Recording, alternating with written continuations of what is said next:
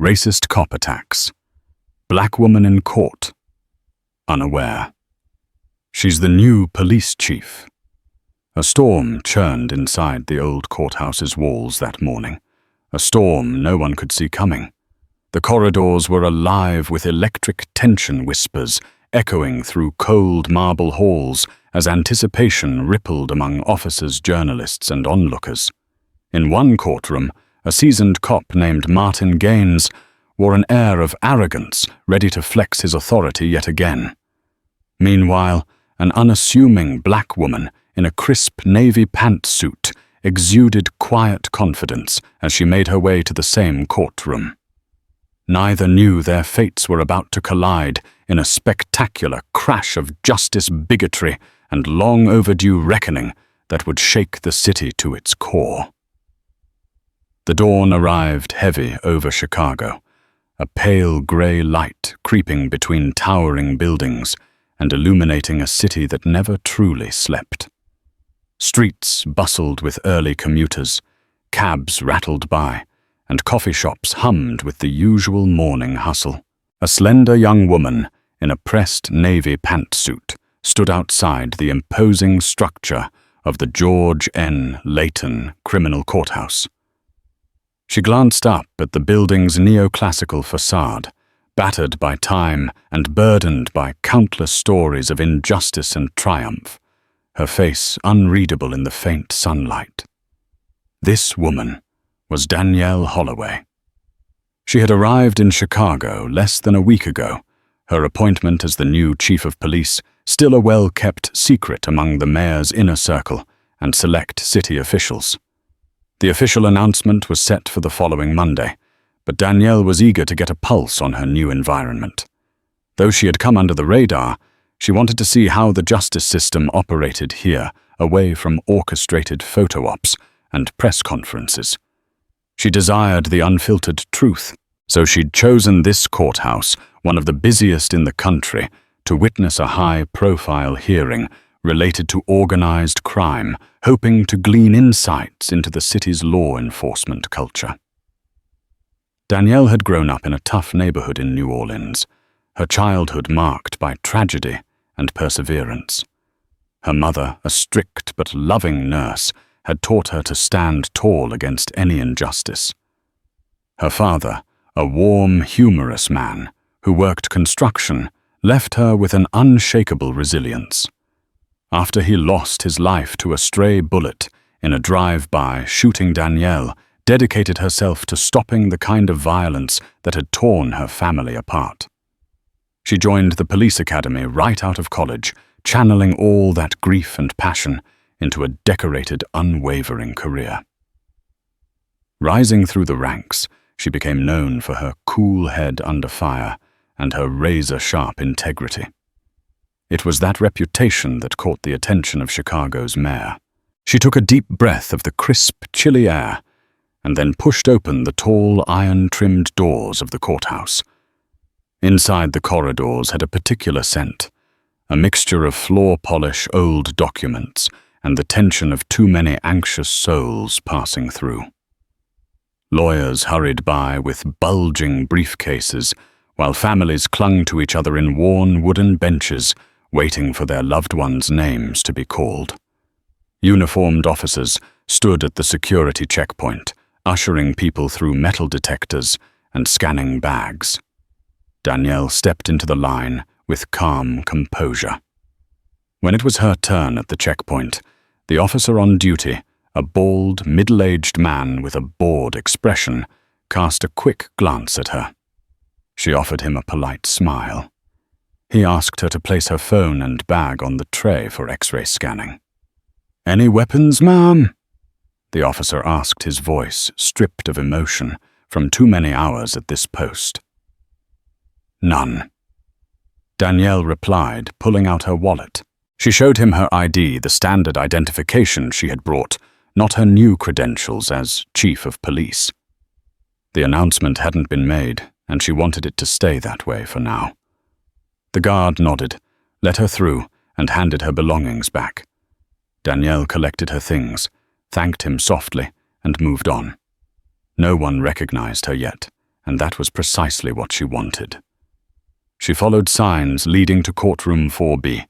This was where a major hearing was set to take place, the notorious King Street Crew, a criminal organization under scrutiny for trafficking firearms and narcotics.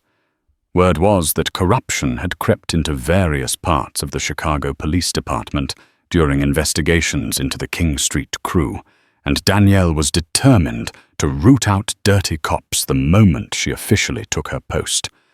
Outside courtroom 4B, she found a seat on a narrow wooden bench alongside a cluster of journalists, each wearing lanyards and badges.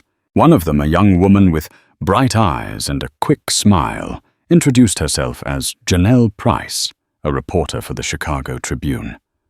Danielle recognized the newspaper's name instantly. She'd read many of its articles during her briefing on city affairs. "Are you here for the hearing?" Janelle asked, flipping open a small notepad. Danielle nodded.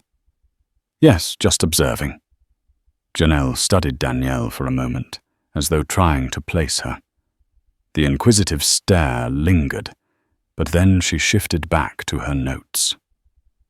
Court employees and officers streamed in and out, preparing for the session. Danielle took the opportunity to scan the corridor, noting the presence of several uniformed officers from the 12th District. She observed how they spoke to people in line, how they carried themselves searching for any sign of prejudice or frustration. The energy was tense but controlled. When the doors finally swung open, people began filing inside. Danielle rose, smoothed her jacket, and entered. The interior was grander than she'd expected. High ceilings with ornate details in the plaster wooden pews that creaked under weight, and a bench up front where the judge's seat was flanked by the American flag and the flag of the state of Illinois. The judge presiding was the Honorable Margaret Dorsey, a well-respected figure in Cook County, known for her strict but fair approach. Danielle seated herself near the back, blending with the crowd. She wanted to be an unremarkable face. The hush that settled over the room as the bailiff called for order gave her goosebumps. She felt a chill of anticipation, not knowing that the day's real drama wouldn't even involve the King Street Crew hearing. Rather, it would explode into her life unexpectedly, forcing her to confront a virulent strand of racism that simmered below the surface in the department she was about to command. And in that quiet, as she waited for the first case to be called, Danielle sensed she was on the cusp of something monumental. She just had no idea how quickly or violently that something would come hurtling into her life. An hour passed in routine motions and pleas for other cases. Danielle listened intently, gleaning how the local prosecutor handled evidence and how the defense counsel fired back. It was both fascinating and disconcerting to witness the slow grind of justice. She recalled the day she received the call from Mayor Patricia Underwood, telling her that Chicago needed her leadership. The phone call had been brief, but charged with urgency. City Hall was desperate to rebuild trust in the department, especially in marginalized communities. "How soon can you be here?" the mayor had asked. "As soon as you need me," Danielle had replied without hesitation. Now seated in the back of courtroom 4B, Danielle reflected on the enormity of her new role. She would become one of the youngest police chiefs in the city's history, and the first black woman to hold that title. She felt the weight of it. So much needed fixing relations with the community, accountability among officers, an overhaul of internal policies. Chicago was crying out for reform. Some welcomed her appointment, but she knew others bristled at the idea. She'd been told about pockets of racism and sexism. She was prepared. She just didn't expect it to confront her so directly and so soon. The next case on the docket was the King Street Crew, hearing the main reason she'd come. The bailiff called out the names of the defendants, each accompanied by their respective attorneys. As they shuffled in shackles jangling, Danielle noticed the uneasy stillness that fell over the crowd. Tension brewed in the air thick enough to taste. Standing at the prosecution's table was Assistant State's Attorney Leonard Harlow, a tall, lean man in his early 40s with a commanding presence. Opposite him were a cluster of defense attorneys who glared with quiet hostility. Detective John Reese from the Chicago Police Department's Organized Crime Unit was there as well. A grizzled officer known for his unwavering dedication to bringing down gang activity. Judge Dorsey addressed the attorneys, confirming everyone's readiness for the preliminary hearing. Danielle found herself drawn into the arguments, taking mental notes. She admired how Harlow presented the evidence, confident but meticulous, aware that any misstep would be seized upon by the defense. Reese offered testimony about the scale of the gun-running network, describing how illegally purchased firearms from neighboring states made their way into Chicago's south and west sides. The hearing took about an hour. The judge decided there was enough evidence for the case to proceed to trial. As soon as the gavel slammed, people began filing out. The tension spilled into the hallways as defense attorneys barked at reporters to stand back, while prosecutors tried to stay ahead of a flurry of questions from the press.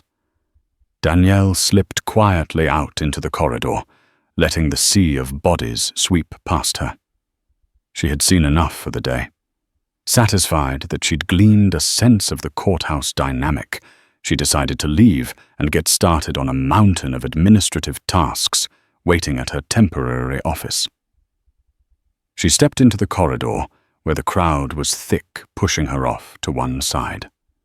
A uniformed officer bumped into her shoulder with a huff, muttering something under his breath that she couldn't quite catch. She frowned but let it go. It was then that she noticed a sudden commotion at the far end of the corridor near the judge's chambers. Raised voices, a scuffle, and the flash of an officer's uniform among a cluster of people. Concerned, Danielle made her way toward the disturbance, weaving through the crowd. What she saw next would set the stage for a life-changing encounter.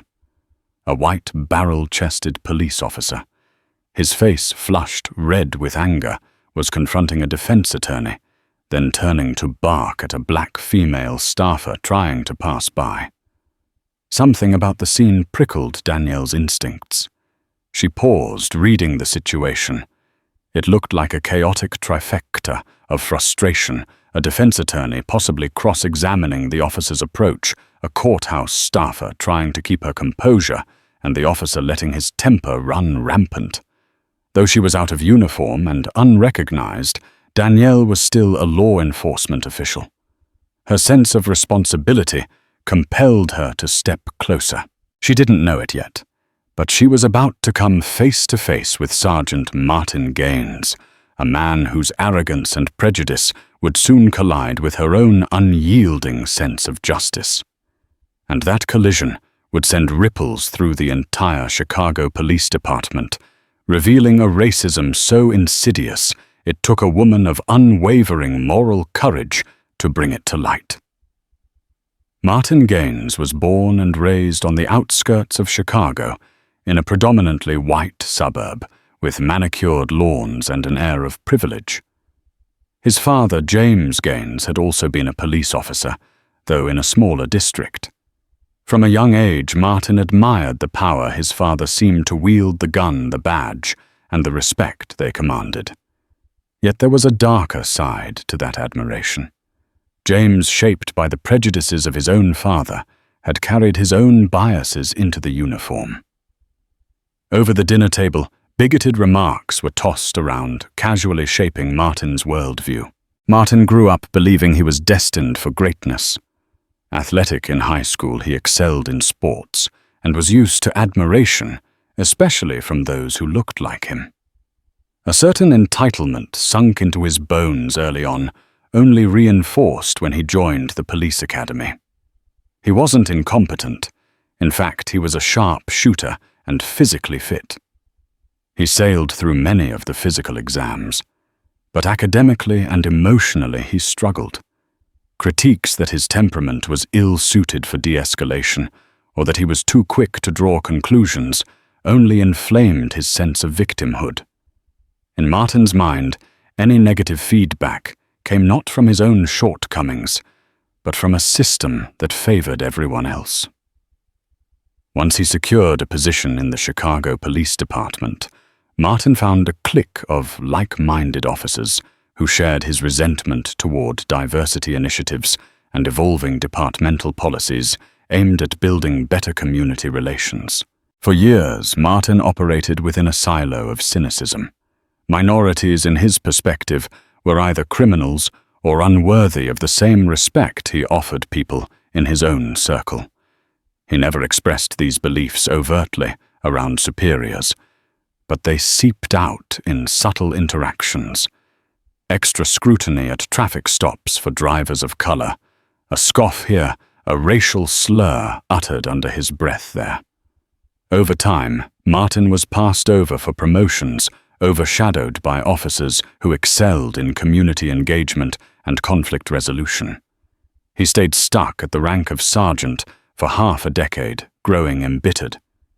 The one area he truly thrived in was intimidation and brute force, which occasionally garnered him kudos from certain peers who admired that old-school toughness. Yet official commendations eluded him, fueling his deepening resentments. Recently, Martin had caught wind that the department was about to announce a new chief. Rumors circulated that it would be a black woman from out of state. The notion both enraged and unnerved him. He detested the idea of outside leadership, especially a woman of color coming in to shake up his department. Though he hadn't yet discovered the new chief's name, the rumor was enough to sour his mood even more. And so on that particular morning in the courthouse corridor, Sergeant Martin Gaines was already a simmering kettle of frustration and bias. He had been escorting a prisoner to a hearing when a defense attorney known for civil rights cases managed to get under Martin's skin with snarky remarks about police corruption. Simultaneously, a young black female staffer politely asked him to move aside so she could pass. Martin's patience snapped, and he lashed out at both the attorney and the staffer, shoving the staffer aside with a callous remark that she should watch where she's going. His fellow officers, seeing the tension, tried to placate him, but Martin was in no mood to calm down. His eyes burned with indignation, and his voice thundered in the marble hallway. People stared, but no one immediately intervened, perhaps out of shock or fear. This was the moment Danielle Holloway stumbled upon, drawn by the commotion from her vantage point outside courtroom 4B. Had Martin known that Danielle was not just an ordinary bystander, but soon to be his commanding officer, perhaps he would have approached the situation differently. But ignorance and anger make for a poisonous blend. And Martin, fueled by both, was about to make a grave mistake, one that would forever change the trajectory of his life and the city's police department. Danielle Holloway moved closer, navigating the restless bystanders gathered around the scene. As she drew near, she saw Sergeant Martin Gaines, standing with his arms crossed, his face twisted in anger. The black female staffer appeared shaken, her eyes wide and fearful. Martin's loud voice boomed over the corridor. "I told you watch where you're going," he snarled. "You want me to write you up for obstruction?" His colleagues nearby looked uneasy. A couple of them recognized the staffer as Roslyn Adams, a quiet, diligent worker in the clerk's office. She had done nothing wrong. In that moment, Danielle's protective instincts flared. She had witnessed countless situations like this in her earlier years, small acts of intimidation and racism that chipped away at a person's dignity. Danielle approached her voice calm but firm. "Sergeant, is there a problem here?" Martin turned abruptly, eyes narrowing on this woman he didn't recognize. He sized her up, a well-dressed, confident black woman, an unfamiliar face. He assumed she was just another pushy lawyer, or maybe a journalist. "Who the hell are you?" he barked. "Back off! Police business." Danielle ignored his demand. She placed a gentle hand on Rosalind's shoulder, asking, "Ma'am, are you all right?" Rosalind nodded, still frazzled. "I'm just trying to get to the records room. He shoved me when I tried to pass." Martin let out a derisive snort. "She got in my way, and I was dealing with an aggressive attorney. Don't make this bigger than it is." A hush fell over the corridor. People had stopped in their tracks to watch this confrontation. Cameras from journalists who'd just covered the King Street crew hearing were turned in their direction. Danielle felt the weight of their stares, but she remained composed. "Sergeant," she repeated her tone. "There's no need to shove anyone. This courthouse belongs to the public.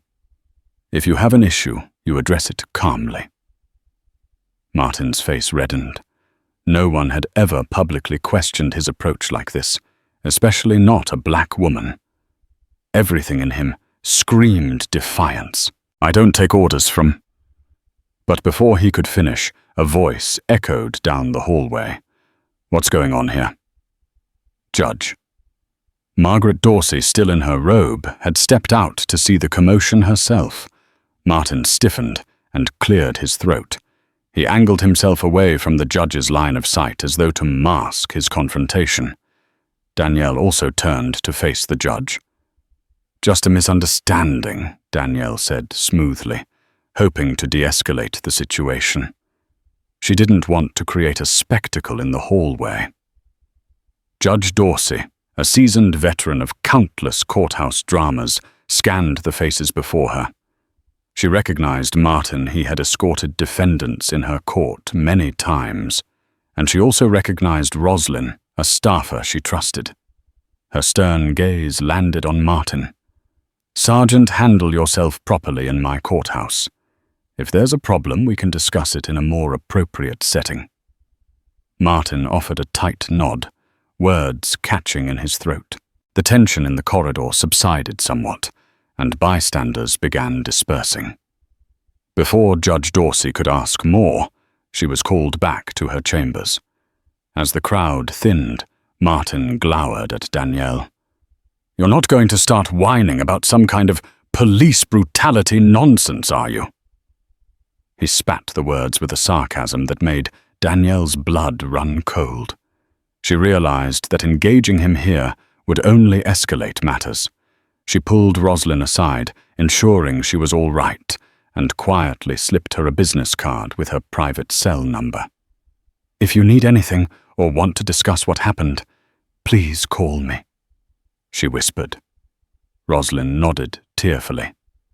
Meanwhile, Martin's fellow officers tried to pull him away before he could cause more trouble. One of them, Officer Lucy McAdams, shot Danielle an apologetic glance as they guided him around a corner. Danielle stood there for a moment, heartbeat thudding in her chest. She took a slow, steadying breath. The encounter was over for now, but the memory burned in her mind. She had to remind herself that she still wasn't officially chief. Confronting Martin publicly might cause confusion or undermine the chain of command. But something in her gut told her she'd see Martin again, soon, in a more official capacity. Leaving the courthouse, Danielle stepped out into the cool Chicago air. She contemplated the city's complex mix of cultures, the tensions and the hope. She recalled all the files she'd read about discriminatory practices in certain precincts. She felt a renewed sense of purpose in her bones. Martin Gaines was an embodiment of the type of behavior she was there to root out prejudice hidden behind a badge fueled by a sense of immunity. Her phone buzzed. It was a text from Mayor Underwood's office confirming a meeting later that afternoon at City Hall to finalize details for Monday's press conference. Danielle responded with a quick affirmative, then hailed a cab. As she rode through the busy streets, the towering skyline passing by, she reflected on how precarious her new position was. Publicly, she was still an unknown, just another face in the crowd. Privately, she was about to become one of the city's most powerful law enforcement officials. The tension between those two identities had never felt sharper. She wondered if Martin would reflect on his actions, or if this was just another day in his world of hostility and intimidation. She feared it was the latter. But she also knew that come Monday, the scales of power would shift. And when they did, Sergeant Gaines would learn that no one, no matter how entitled they believe themselves to be, is above accountability. The days leading up to Monday's announcement were a quiet whirlwind for Danielle. She spent hours with the mayor's staff going over policy briefs, department budgets, and strategic goals to curb gun violence. They discussed her plans to strengthen community policing, implement de-escalation training, and foster diversity within the department. Mayor Underwood was candid about the resistance Danielle might face. She mentioned certain veteran officers who clung to old methods of policing like a lifeline. "We need you to be the face of change," Underwood said, in her spacious City Hall office, sunlight streaming through the tall windows. "But the pushback will be fierce. Expect it." Danielle nodded, her jaw set with determination. She was used to pushback. She'd faced it all her life, from doubters in New Orleans to fellow cops who resented her rapid promotion. But she also understood the importance of forging alliance. A single chief could only do so much without a supportive command structure. That weekend, Danielle took time to wander Chicago's neighborhoods, wanting to feel the pulse of the city she would soon serve. She strolled through Bronzeville, admired the vibrant murals and bustling shops. She visited a community event in Englewood, where local activists organized a peace rally. She spoke with mothers who had lost their children to violence, each story reigniting her commitment to transform the city's approach to policing, while Danielle immersed herself in community outreach. Sergeant Martin Gaines brooded. He spent that Saturday evening at a bar near his precinct, nursing a beer and stewing in frustration. He ranted to a few close-knit buddies about the woman who had challenged him at the courthouse. He didn't know her name, but he remembered her face and how she dared to speak to him like he was some common thug. His anger grew as he replayed the scene, each iteration inflaming his ego further. "It's these people," Martin muttered. His voice hushed, so only his circle could hear.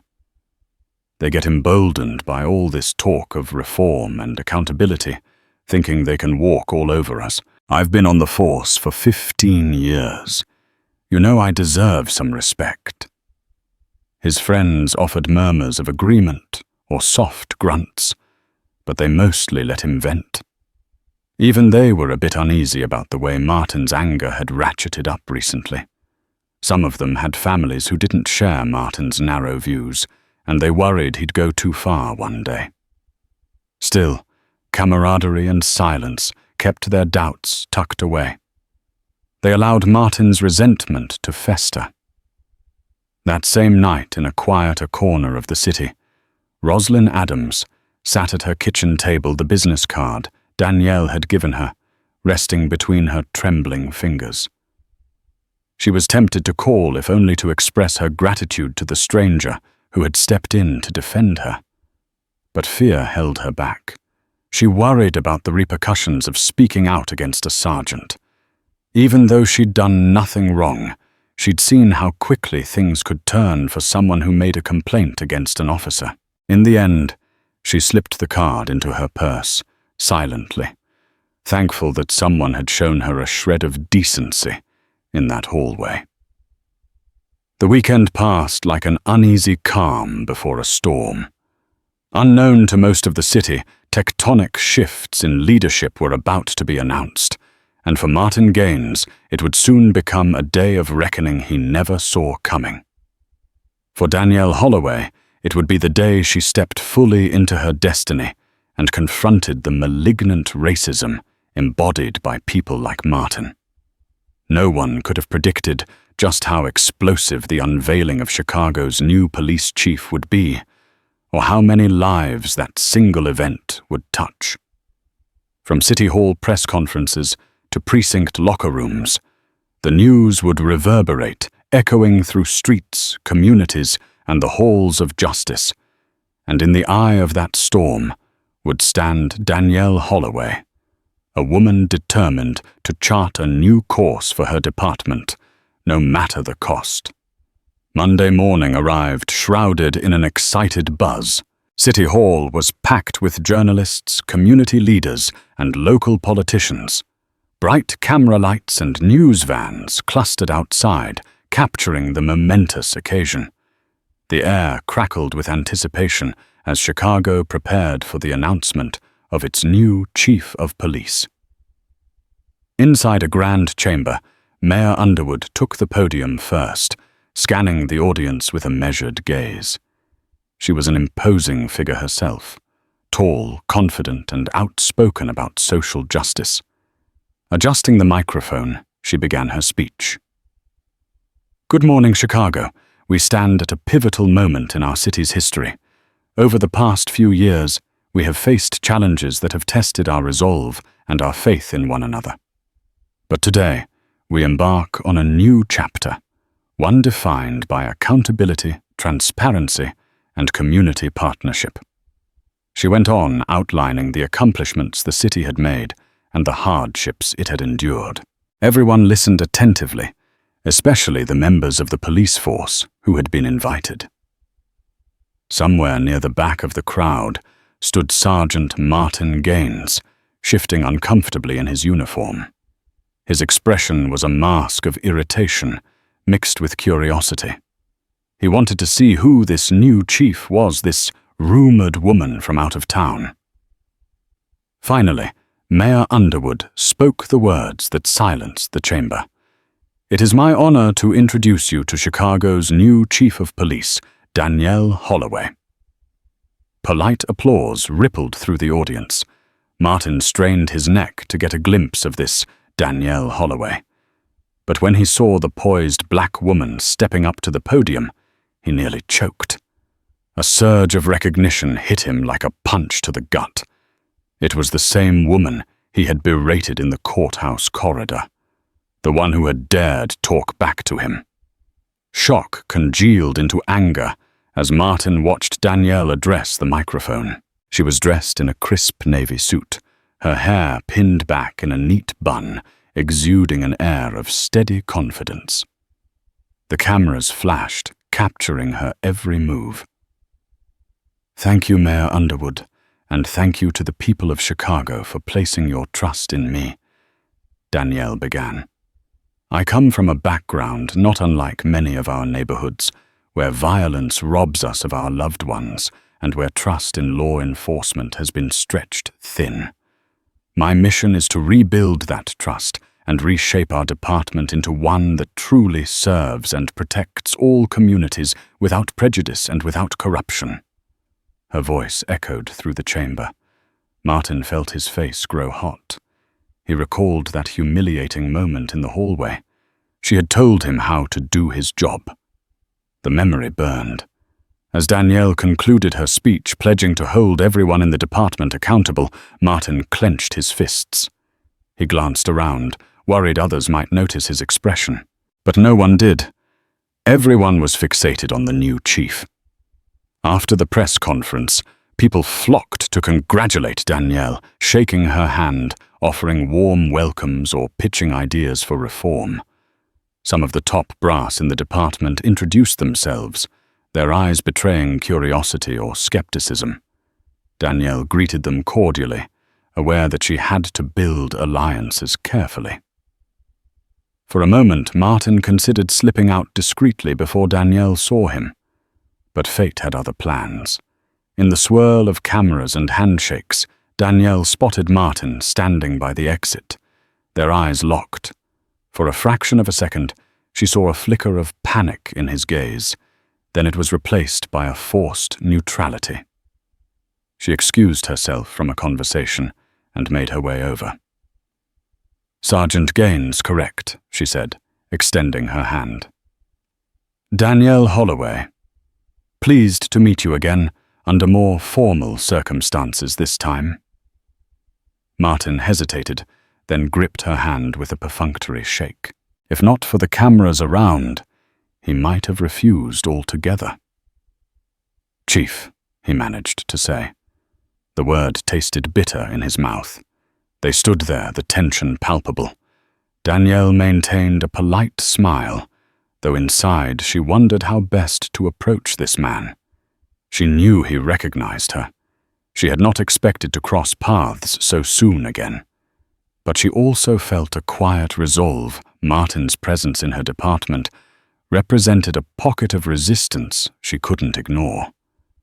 This was the moment they both understood the stakes one of them would prevail, and the other would have to adapt or face consequences. "I look forward to working with you, Danielle," said her tone measured. "I'm sure we'll have plenty of opportunities to discuss the direction of the department." Martin swallowed hard. "Yes, ma'am," he replied through gritted teeth. Then his voice dropping, he added, "Chief, I hope you realize we run things a certain way here. Change doesn't happen overnight." Danielle raised an eyebrow, catching the implied challenge in his words. She kept her composure. "Understood. But change is coming, Sergeant. Rest assured." With that, she turned to greet another cluster of officials. Martin stood there momentarily, anger simmering beneath his veneer. He could sense that everything familiar was about to be upended. By the time he left City Hall, his mind raced with ways to maintain his status quo and ensure that this newcomer didn't dismantle everything he considered his birthright. Danielle's first official day as Chicago's chief of police was an exercise in controlled chaos. Media outlets clamored for interviews, while community organizations flooded her office with letters, phone calls, and social media messages expressing both hope and doubt. The main police headquarters buzzed with an energy Danielle found invigorating, if a bit overwhelming. She spent the early morning touring various divisions, accompanied by Deputy Chief Florence Reyes, a no-nonsense officer of Puerto Rican descent who had worked in the department for over 20 years. Reyes offered honest assessments of each unit, pointing out strong suits as well as areas in dire need of reform.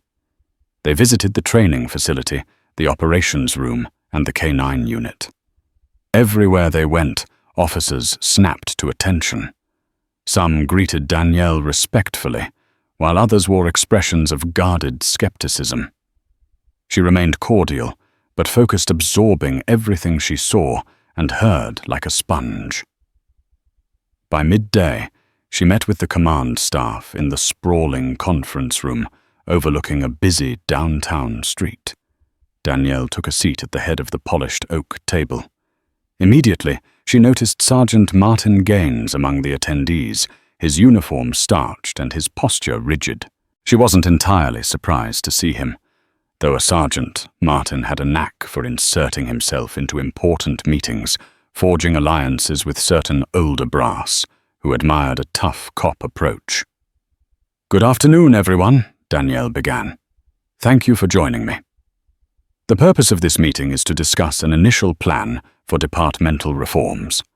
I'd like to walk through some key objectives and hear your thoughts, concerns, or any ideas on how to streamline this process."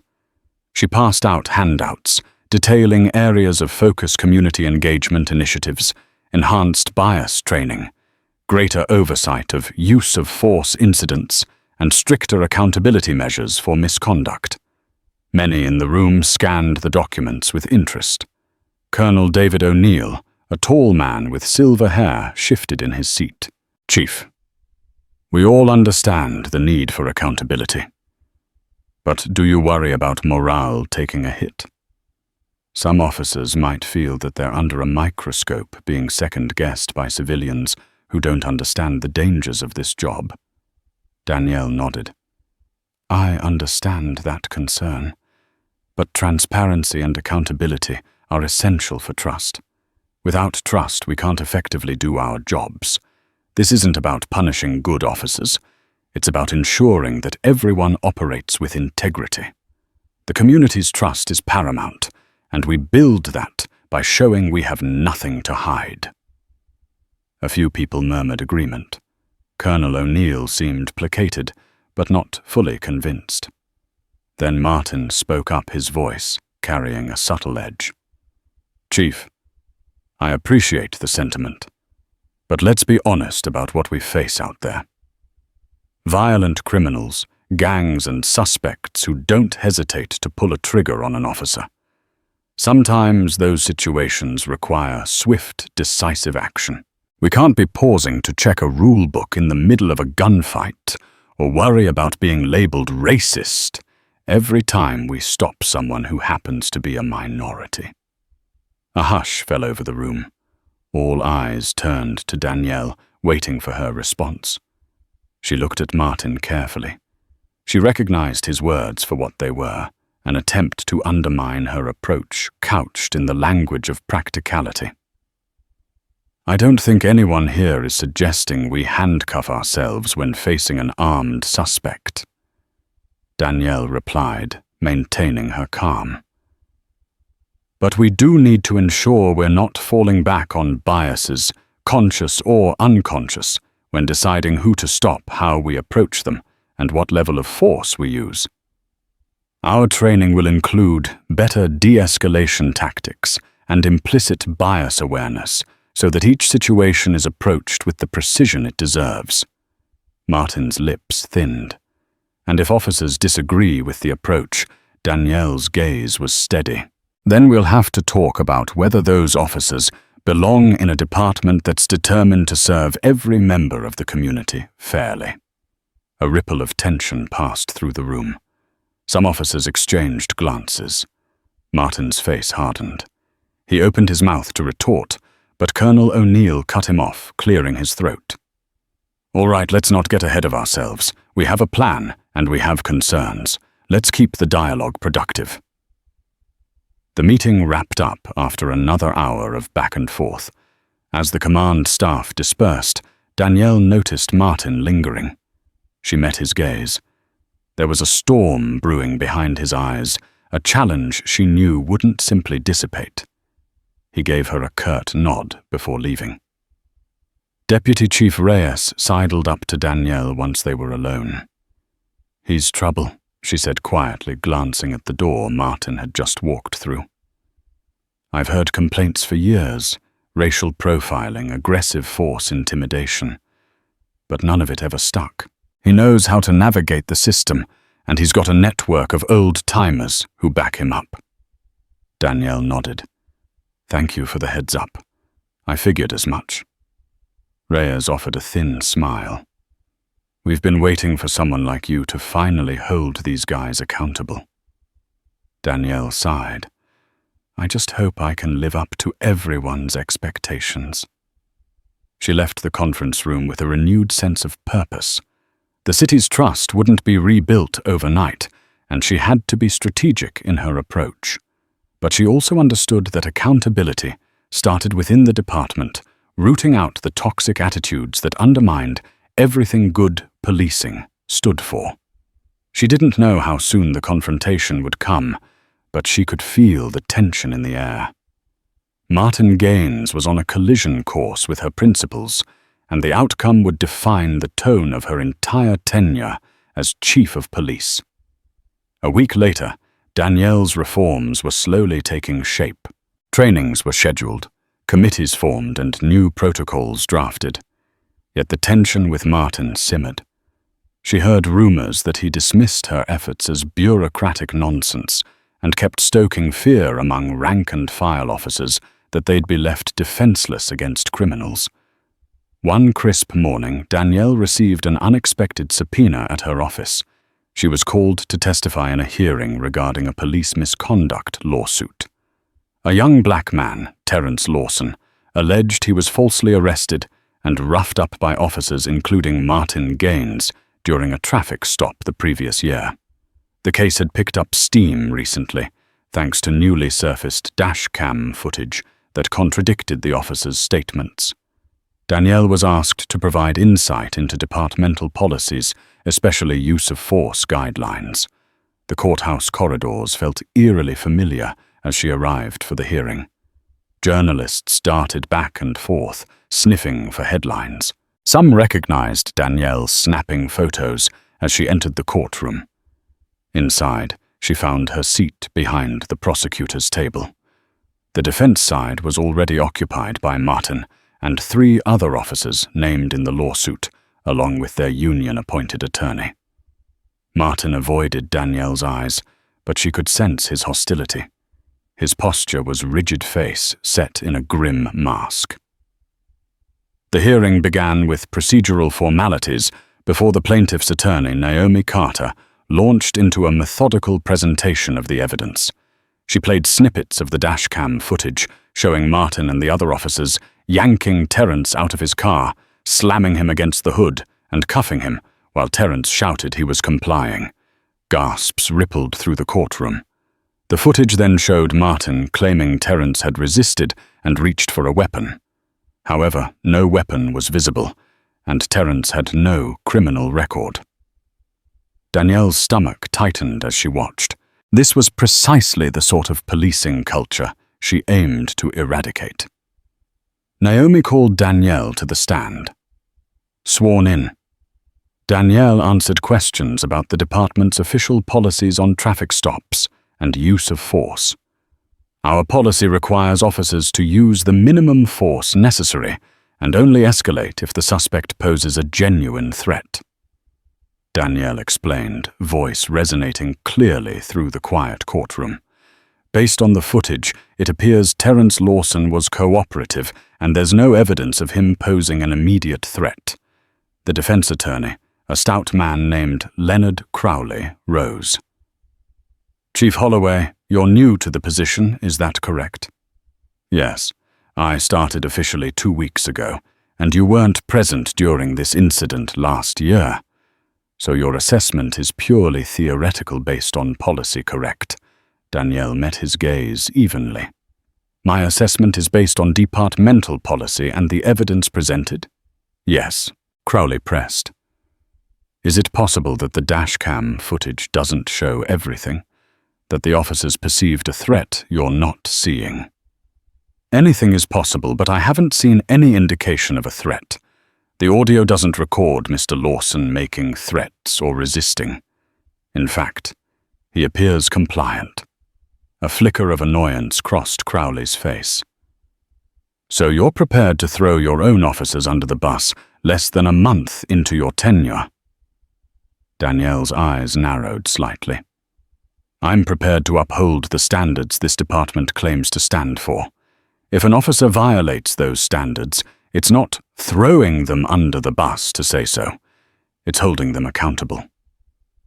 A quiet murmur rolled through the courtroom. Martin's jaw tightened. He stared daggers at Danielle from the defense table. She held his gaze for a heartbeat, then turned back to the prosecutor's table, hearing the judge instruct the attorneys to wrap up. As the hearing recessed for lunch, Martin cornered Danielle near the exit, stepping into her path. You really think you can waltz in here and side with scumbags who lie about police brutality? He hissed under his breath. Danielle bristled.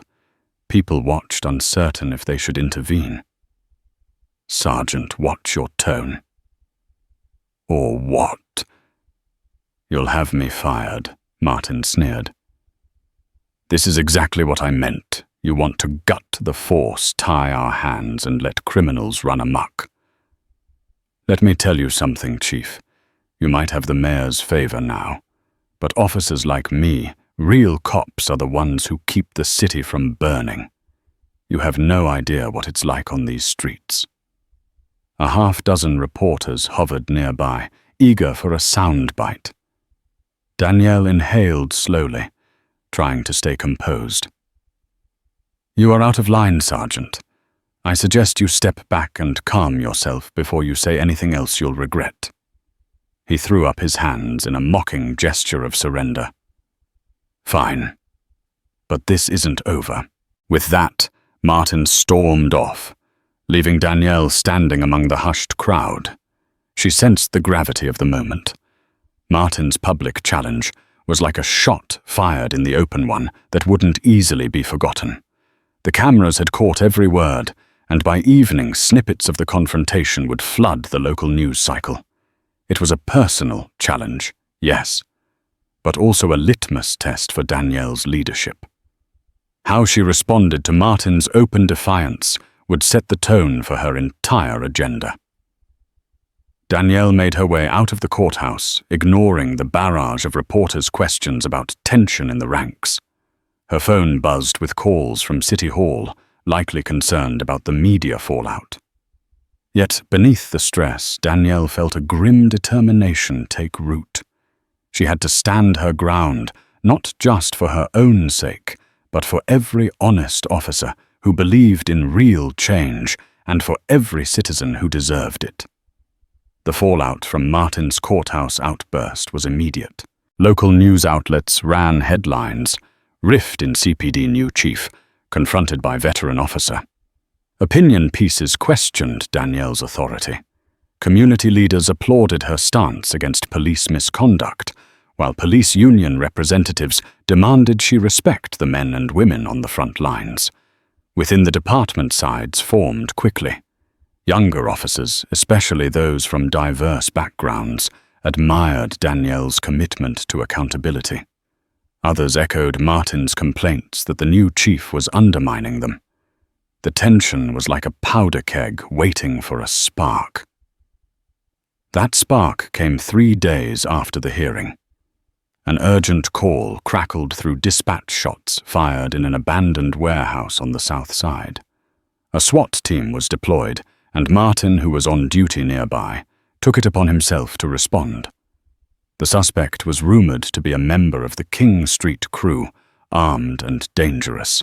By the time Danielle received word, Martin and his small unit had already stormed the warehouse.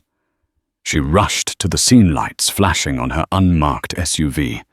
Outside, officers formed a perimeter behind their vehicles. Gunshots echoed from inside the building. Deputy Chief Reyes updated Danielle, her voice taut with worry. They went in without waiting for backup. The suspect might have hostages. "We're trying to get a team in place to negotiate, but Martin insisted they go in guns blazing." A sour dread gnawed at Danielle.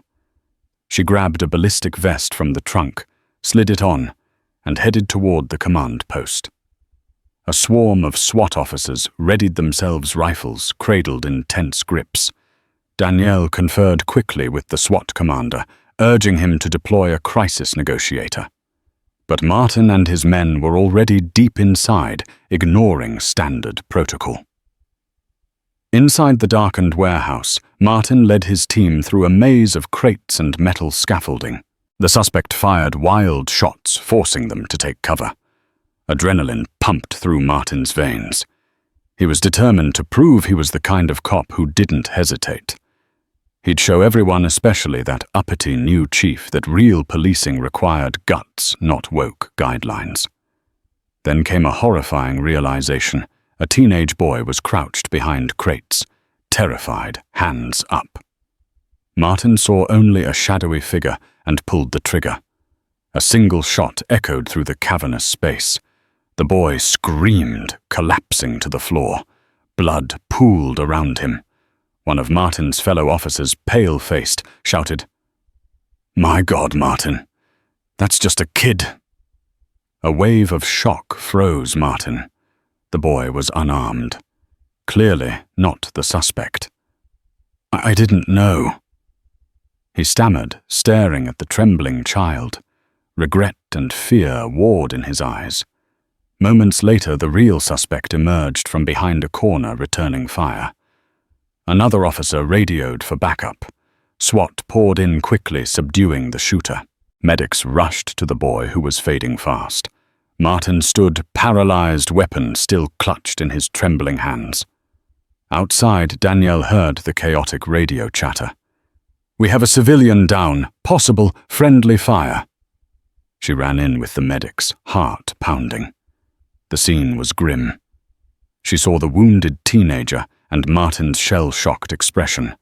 Horror ripped through her. If they couldn't save the boy, Martin's carelessness would go down as yet another tragedy, an unarmed black youth shot by a police officer. Paramedics worked frantically, stabilizing the boy's vitals. The child was alive, but barely. They whisked him away in an ambulance.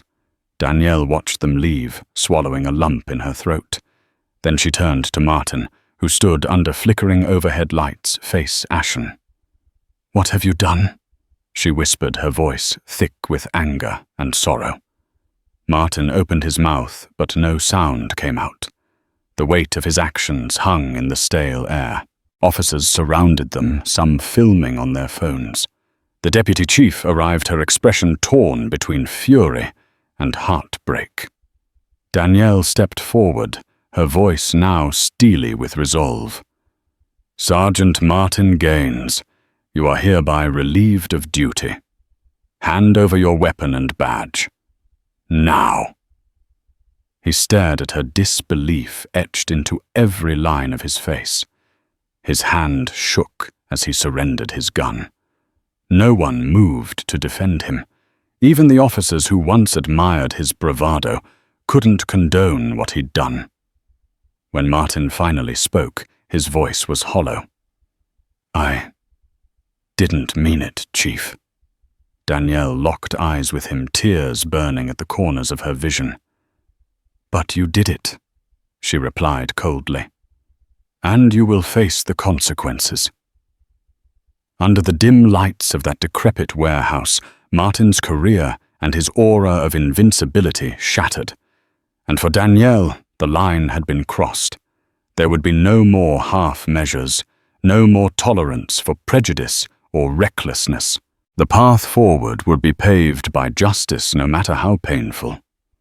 In the days that followed, the story consumed Chicago. News outlets played the tragic warehouse shooting on a loop. The teenage boy's condition was critical. He was on life support at Chicago Memorial. Vigils formed outside the hospital, crowds praying for his recovery. Protesters marched in front of police headquarters, demanding accountability and an end to trigger-happy policing. The department moved swiftly. Danielle placed Martin on immediate suspension and recommended his termination. Simultaneously, an independent investigation was launched by the Civilian Office of Police Accountability. Her decision ignited fierce debate, with the police union claiming excessive punishment and activists asserting it was merely the first step of many required to dismantle systemic racism. Meanwhile, Martin sat alone in his modest apartment. The department had collected his badge and service weapon. His phone buzzed with calls from union reps and a handful of supporters, but he felt emptier than ever. Public condemnation was brutal. His face plastered on newspapers and TV labeled "the cop who shot an unarmed teen." A heavy air of disgrace weighed on him. Fear clawed at his insides too. He might face criminal charges. For Martin, it was a reckoning. The bravado that once fueled him was gone, replaced by gnawing regret and shame. His entire life had revolved around wearing that badge and lording authority over others. Now, with a single gunshot, he had lost that identity and possibly ended a young life. Karma, it seemed, had come in the form of a horrifying mistake. Across town, Danielle visited the hospital. She met the boy's mother, an exhausted woman who clutched her son's hand in silent grief. Danielle offered condolences and vowed to do everything in her power to hold the responsible officer accountable. The mother said nothing at first, tears streaming down her cheeks. But as Danielle turned to go, she whispered, "Please make sure this never happens again." The words echoed in Danielle's mind, fueling her determination. Back at headquarters, she convened an emergency meeting with the command staff. She demanded immediate reforms to the pursuit policy mandatory body cam use for all responding officers and more rigorous vetting for high-stress operations. She announced a new community liaison board, inviting local residents to participate in shaping policing strategies.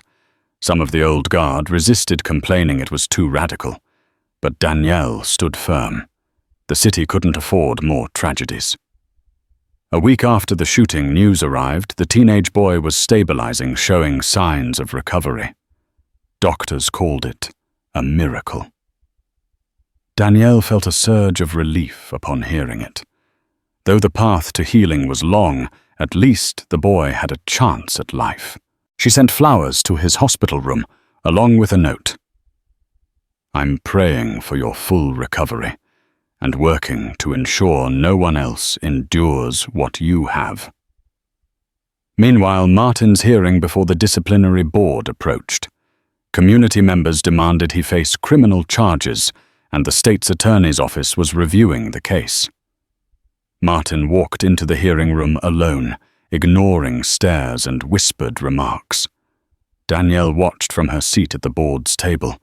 She felt a mixture of anger at his recklessness and a strange pity for the fallen officer whose life was unraveling.